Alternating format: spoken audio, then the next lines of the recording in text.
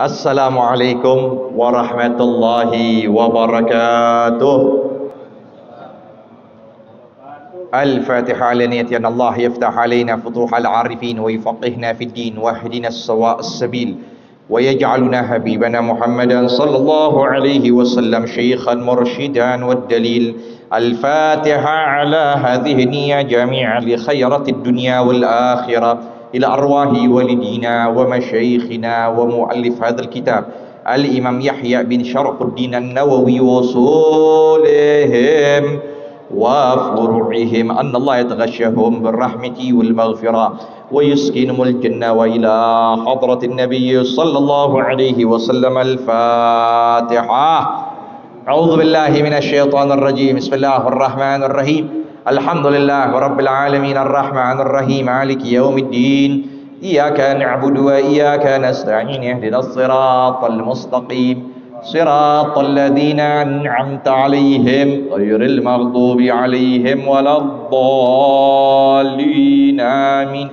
Bismillahirrahmanirrahim. Allahumma shalli wa sallim على سيدنا محمد الفاتح لما أغلق الخاتم لما سبق الناصر الحق بالحق والهادي إلى صراطك المستقيم وعلى آله وصحبه حق قدره ومقداره العظيم.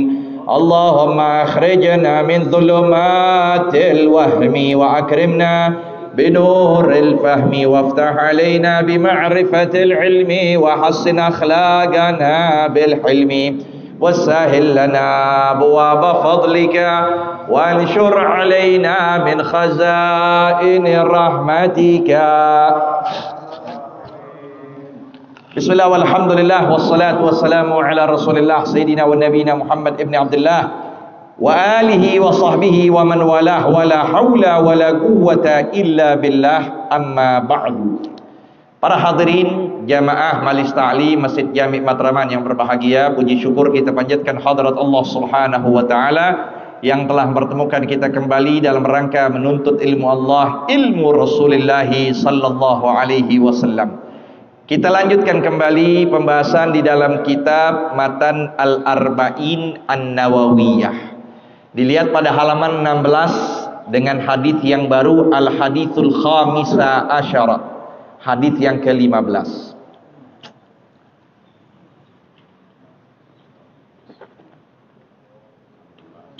Ayo kita baca bersama-sama. Al-hadithul khamisa asyara. Bismillahirrahmanirrahim.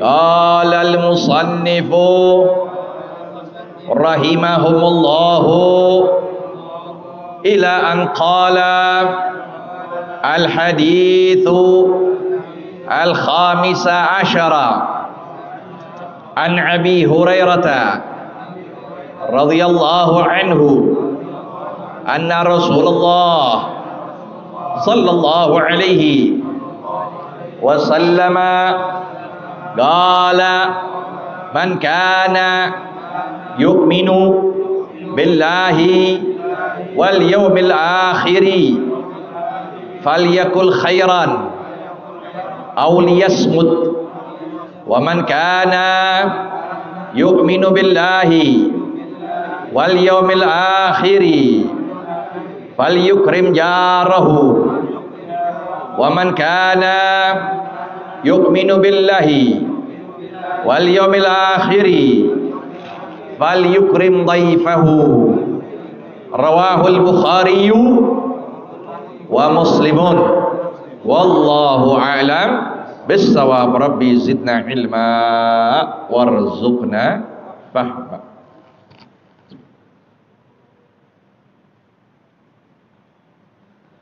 Bismillahirrahmanirrahim. Qala al-musannif rahimahullah wa nafa'ana bihi wa bi 'ulumihi fid dharain amin. Radhiyallahu ta'ala anhu. Al-hadithul khamisa asyara, hadith yang ke-15. An Abi Hurairah radhiyallahu anhu, dari perawi terakhir, beliau salah satu sahabat Nabi yang namanya Abdurrahman bin Sakhar. Oyokannya Abu Hurairah radhiyallahu anhu, semoga ridha Allah kepada beliau. Anna Rasulullah sallallahu alaihi wasallam qaal, bahwasanya Rasul sallallahu alaihi wasallam bersabda, man kana yu'minu billahi wal yawmil akhiri falyakul khairan aw liyasmut, wa man kana yu'minu billahi wal yawmil akhiri falyukrim jarahu, wa man kana yu'minu billahi wal yawmil akhiri falyukrim dhaifahu. Ini hadis di dalam menceritakan dan menerangkan kepada kita bahwa iman seseorang itu ada kalanya tinggi, baik, ada kalanya turun merosot. Maka terlihat dari kepribadian kita masing-masing. Iman begitu.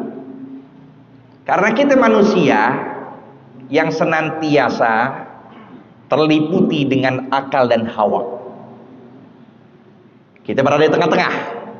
Berbeda dengan malaikat yang hanya akal tanpa hawa. Maka imannya yazid, terus bertambah. Ya. Berbeda lagi dengan bahaim, hewan. Mereka nggak ada akal, ada nafsu saja. Nah, kita berada tengah-tengah. Kalau kita gunakan akal kita, maka kita selalu senantiasa naik iman kita dan bisa menyerupai malaikat. Sampai ada cerita orang dari negeri Maghrib datang ke kota Tarim Hadramut pada abad ke-9 kalau nggak salah. Dia ngelihat ini manusia kayak bukan manusia. Paginya ibadah, siangnya ibadah, sorenya ibadah, malamnya. Oh, kita kan malam mau berkat, ya kan? Enaknya kita gitu, tahlil mau berkat. Malamnya ibadah, subuh sebelum subuh udah ada lagi. Sampai sebelum dia pulang dikatakan innahum bil malaikati ashbah. Mereka tuh seperti malaikat sudah. Lebih menyerupai malaikat. Maka Allah nyatakan dalam hadits qudsi apa? Allah nyatakan dalam hadits qudsi, bagi mereka pemuda yang semuanya keadaan mereka penuhi dan mereka ada kesempatan untuk berbuat maksiat, tapi mereka palingkan untuk taat pada Allah. Lihat pemuda itu. Beda orang udah tua, udah inget kober aja kita. Ya, udah peyot semuanya. Tapi anak muda yang lagi seger otaknya, nafsunya, ya. Maka Allah nyatakan kepada mereka, ya ayyuhasyabut tariku syahwatahu min ajli. Pemuda yang mengutamakan diriku ketimbang syahwatnya, anta indi ka ba'di malaikat. Engkau punya kedudukan seperti sebagian malaikat-malaikat. Itulah, ya. Tapi kan susah. Anak muda sekarang lihat yang ngaji, ya. Ini kaum wal asri semuanya udah. Udah kaum wal asri udah. Udah puber kelima, udah ngalamin. Selesai gitu. Anak muda susah. Tuh. Maka di sini disebut tingkatan iman. Iman semakin tinggi, kita lihat dalam kepribadian kita. Gimana baca Quran kita enak, khusyuk. Gimana dengan sholat malam kita, gimana dengan witir kita, gimana tadi sholat maghrib. Dengan khusyuk, tahu tuh imam baca surah pertama setelah Fatihah apa ya, surah kedua setelah Fatihah apa, dia tahu. Jadi, tapi terkadang al-iman yanqus, iman juga berkurang. Mulai kita malas ngaji, mulai malas baca Quran, mulai ngaji duduk kajian, kaki kita udah kesemutan, udah cepet lihat jam bawahnya. Ya, al-iman yanqus. Lantaran apa? Nggak ada di majlis ta'lim, nggak ada duduk sama orang alim. Tuh yang begitu jangan ke dokter.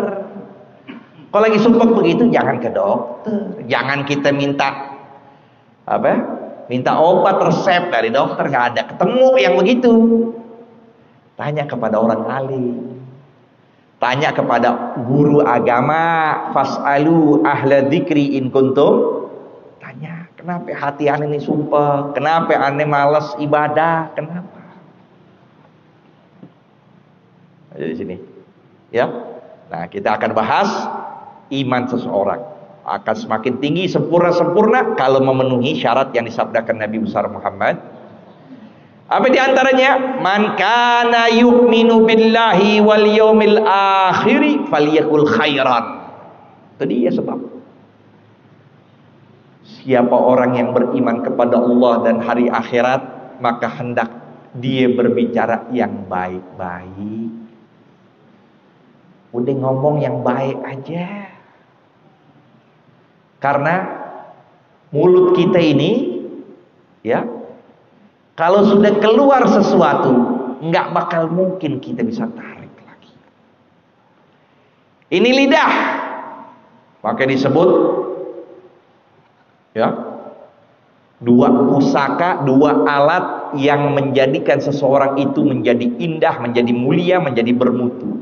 Lidah dan hati. Juga sebaliknya, manusia menjadi bejat, menjadi hancur, menjadi durjana, naudzubillah, dengan sebab lidah dan hati. Sehingga saking pentingnya ini lidah, maka tidaklah dia keluar melainkan tertutupi oleh dua pintu. Cuman lidah doang tuh tertutupi dengan dua.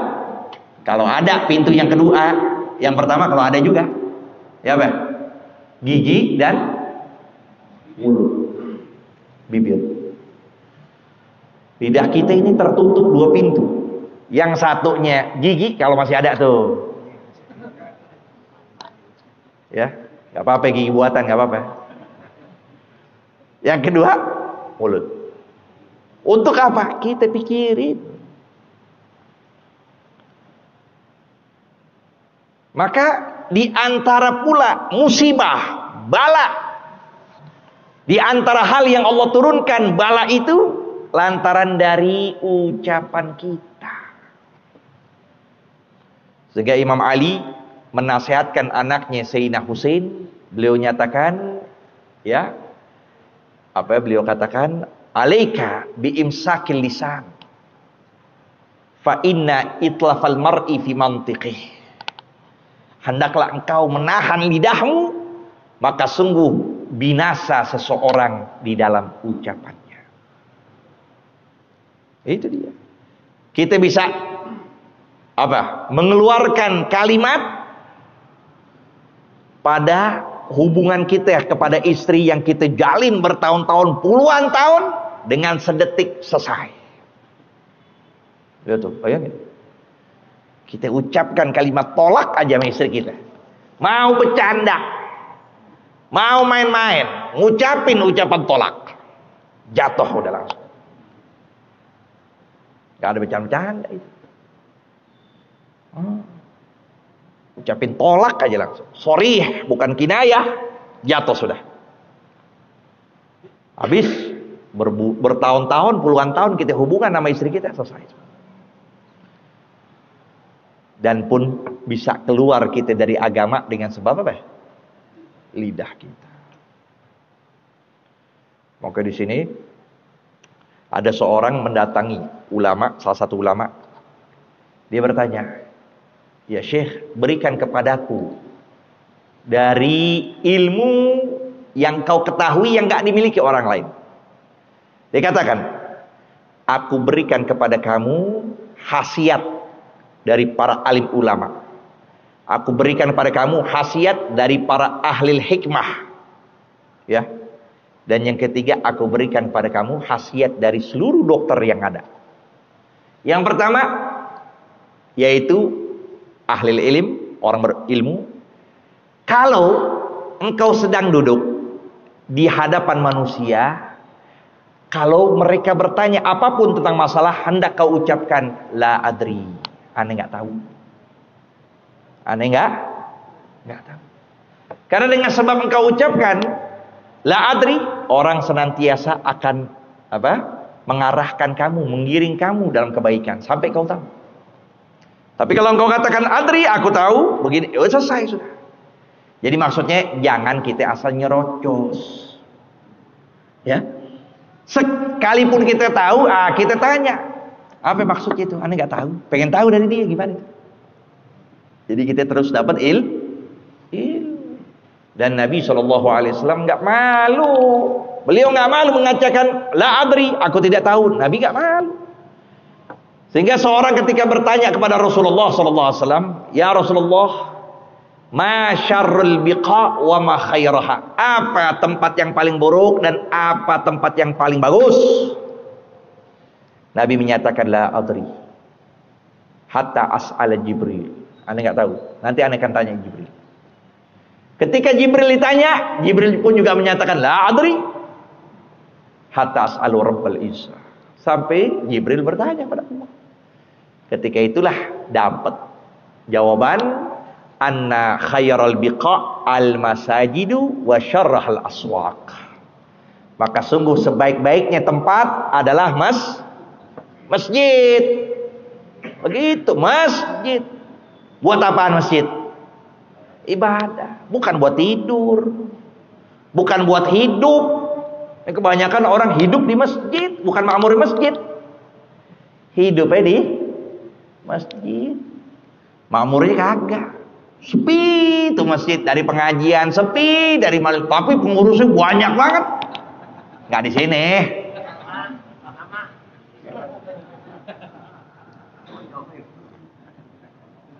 Masya Allah. Ya.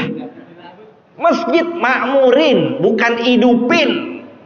Bukan hidup di masjid, tapi menghidupkan memakmurkan.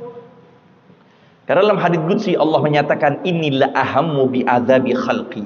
Aneh benar-benar akan melemparkan azabku kepada makhlukku. Fa idza raaitu ummar buyuti. Tapi ketika aku memandang mereka yang memakmurkan rumahku, wal mutahabbina fiyya, mereka saling cinta dilandaskan karenaku, wal mustaghfirina bil ashar, mereka yang istighfar sebelum subuh di malam hari, asrifu anhumul adzab, aneh palingkan buat mereka siksaan. Tuh, lantaran 3 tuh. Ummar buyuti, mereka yang makmurkan rumah, bukan hidup di rumah. Ya. Nah, ini yang pertama. Yang kedua disebut wasyarraha aswaq. Al-aswaq. Sedangkan seburuk-buruk tempat adalah pasar. Nah, ini sebaliknya sekarang. Lebih banyak kita ke pasar ketimbang ke masjid. Balikin deh. Ya kan di pasar juga ada masjid. Nah, bingung nih tuh ngomong gitu dah. Di pasar kan ada masjid ya?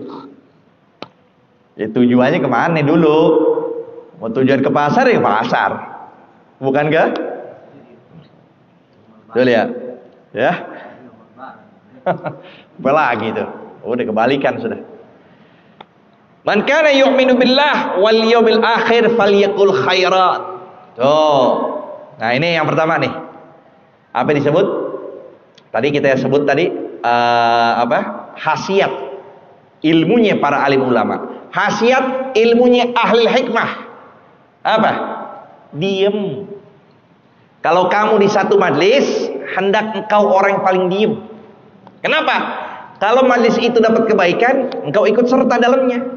Kalau di dalam majlis itu, di perkumpulan tersebut, keburukan, engkau bisa berpaling karena engkau tidak berkata. Man somata, siapa yang diam bakal selamat. Dan yang ketiga disebut, nah, ini dia nih yang penting, ya, khasiat dari seluruh dokter. Apa? Kalau kita dihidangkan berbagai macam makanan, janganlah kita berdiri, melainkan pikiran kita udah hilang dari selera-selera makanan tersebut.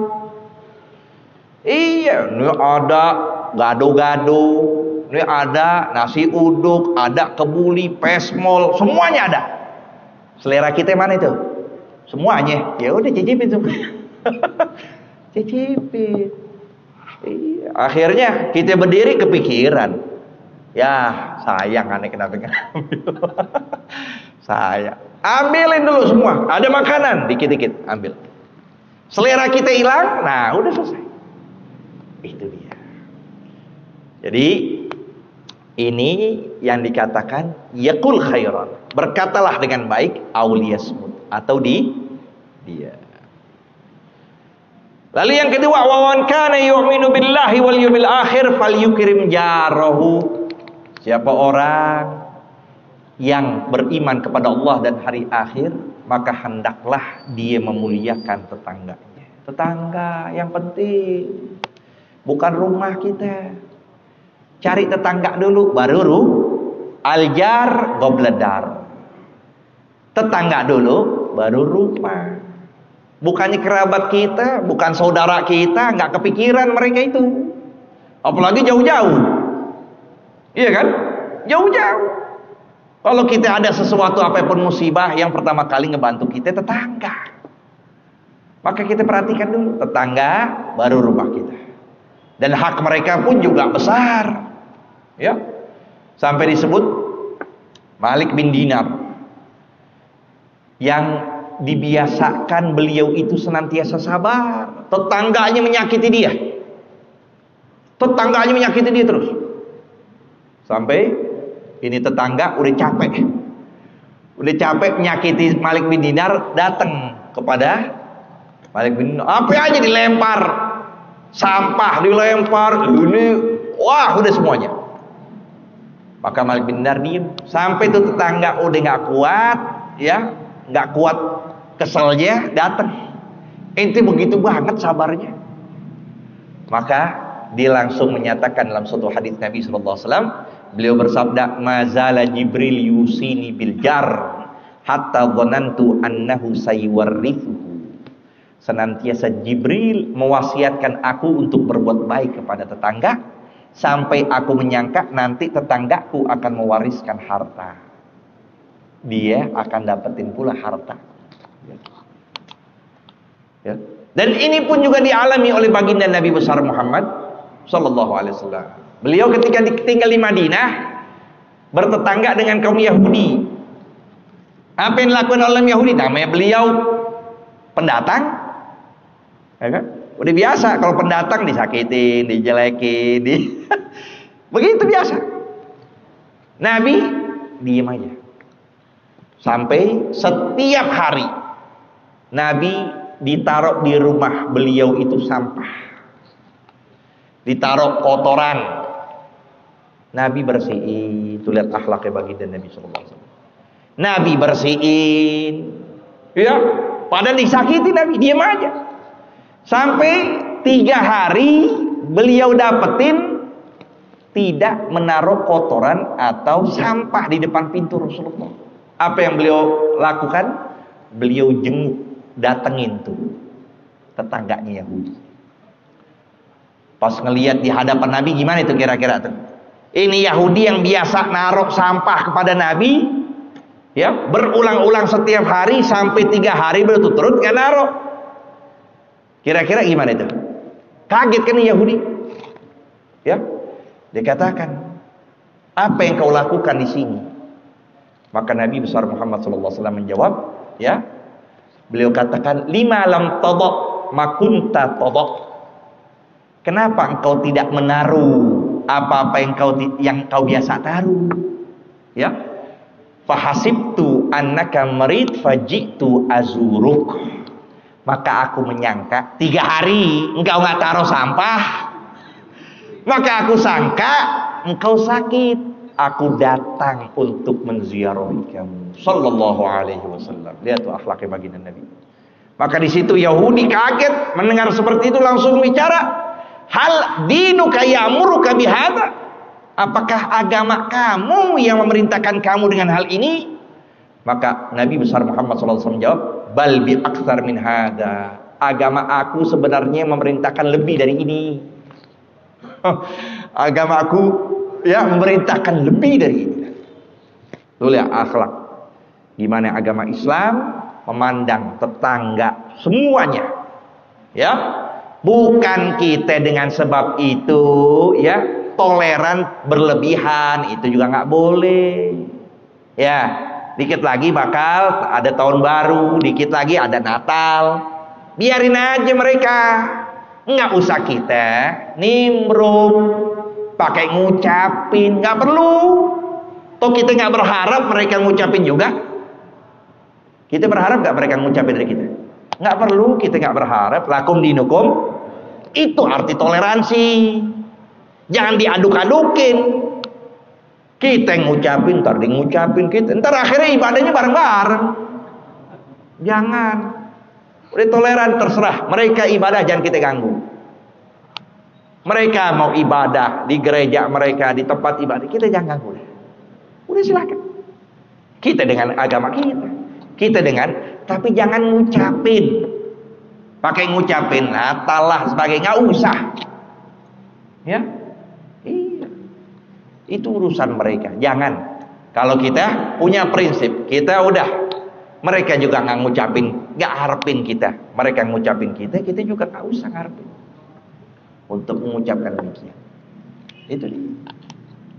Maka di sini Nabi menyatakan, bal dini ya'muru bi aktsar min hadza. Tapi agamaku yang memerintahkan aku lebih dari hal itu. Wa man kana yu'minu billahi wal yawmil akhir falyukrim dhaifah. Nah, ini coba kita. Ya. Tanda seret rezeki kita, jarang didatengin tamu. Udah datang tamu, muka kita udah sepet aja udah. Ya. Udah sepet. Dia lagi gula habis dah. Kopi habis ntar. Jangan. Kita muliakan tamu. Dalam suatu hadis dikatakan, man akrama dhaifan wa huwa ya'rifuhu fa ka'annama akraman nabiyya sallallahu alaihi wasallam. Siapa orang memuliakan tamu dalam keadaan dia tahu itu tamu, seakan-akan dia memuliakan Rasulullah. Wa man akrama dhaifan wa huwa la ya'rifuhu fa ka'annama akramallaha azza wa jalla fi ula. Siapa yang memuliakan tamu dalam keadaan dia enggak tahu, seperti dia memuliakan Allah. Datang tamu, kita yakinkan bawa rezeki, dan keluar pun akan menghapuskan dosa penghuni rumah. Itu. Dan juga kita diperintahkan memuliakan tamu dengan apa adanya. Enggak usah kita pak. Sayyidina Salman Al-Farisi mengatakan, umirna an la natakallaf li dhaifi ma indana wala ma laysa indana wa nuqaddim ma indana. Kita diperintahkan oleh Nabi untuk memberikan sesuatu yang kita mampu. Yang kita nggak mampu, nggak usah dipaksa. Sampai ngutang, ya, udah ada nasi sama garam, jadiin aja udah. Tamu di ngedumel ntar. Itu dia. Dan tamu 3 hari. Dalam mazhab kita cukup 3 hari bertamu, selebihnya sodako. Mau ngusir boleh, mau nggak usir nggak apa-apa. 3 hari, lebih dari 3 hari mau tinggal sini. Tuh tamu, ya. Maka lihat para ulama, orang-orang soleh luar biasa memuliakan tamu. Di antaranya Al-Imam Abu Bakar Al-Adni Al-Idrus. Beliau ketika datang gurunya dari Dauan, ya, bernama Syekh Al-Amudi. Ini guru demen hati kambing. Hati kambing.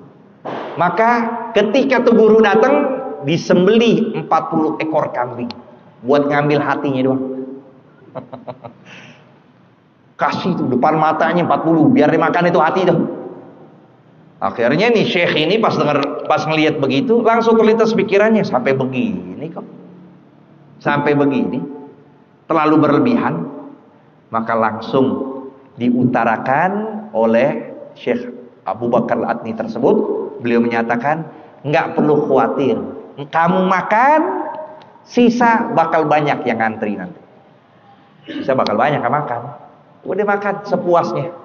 Nah, maka di sini Disebut berlebihan itu tercela melainkan dua keadaan. Yang pertama, ikramud duyuf, memuliakan tamu. Yang kedua, sodakoh berlebihan, nggak apa-apa, nggak tercela. Anfiq ma fil jib, ya'ti ma fil ghaib. Nafkahkanlah, belanjakan apa yang ada di sakumu, nanti yang tidak engkau kira-kira bakal datang kepada kamu. Rawahul Bukhari wa Muslim. Sampai sini dulu. Wallahu a'lam.